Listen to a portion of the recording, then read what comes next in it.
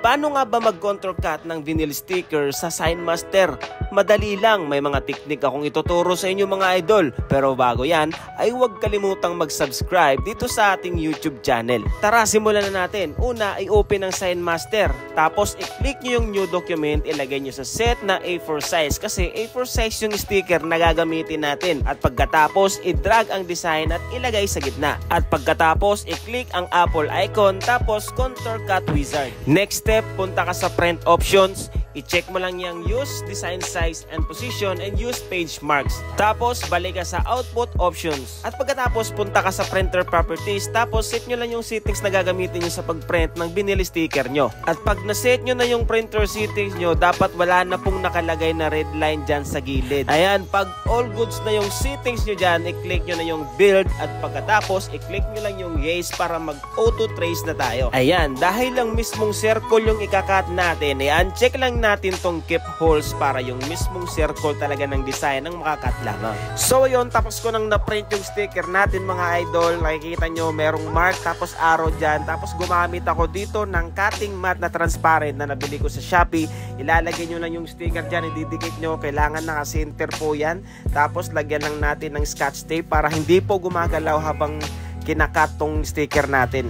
Ayan, tapos lagyan din natin sa baba ng scotch tape magkabilaan na yan para po kasi yung cutting mat ko po kasi hindi na po masyadong dumidikit kaya nilalagyan ko ng scotch tape. Ayan, ilagay na natin dito sa platter cutter natin.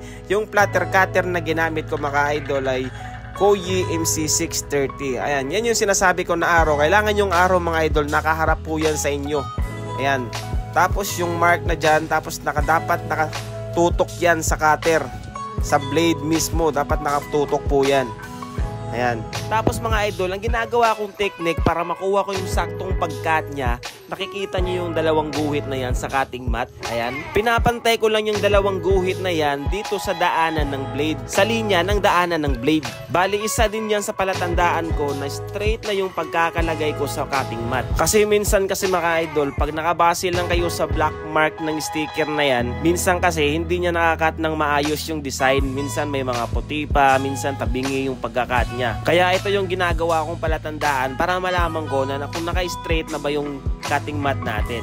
Pwede nyo gayahin to mga idol, i-try nyo mga idol. So ayan, pag all goods na tayo sa position na to mga idol, punta na tayo dito sa settings natin. Syempre, ginagamit ko ditong settings. Yung speed ay naka 100, tapos yung force ay naka 131. Kasi yung sticker ko mga idol, walang phototop, kaya force niya 131 lang. Minsan pag naglagay ako ng phototop, yung force ko nasa 300 to 350. Medyo makapal kasi yung phototop pag nilagay mo. So ayan, pag okay na lahat, punta ka na sa SignMaster, i-click mo na yung cut na yan at pagkatapos, eto na yung resulta niya.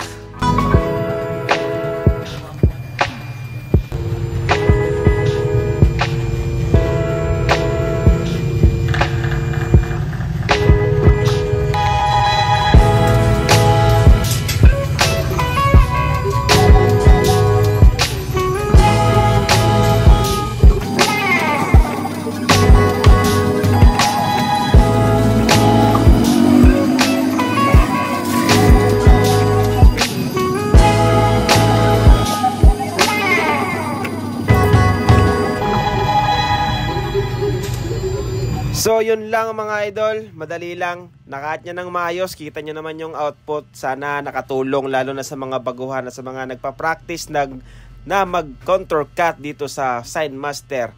Kaya maraming salamat sa mga nanonood dyan mga idol, huwag kalimutang mag-subscribe at i-click ang bell button. Tsaka mag-comment na rin kayo sa mga katanungan nyo mga idol. Yan lang, much love!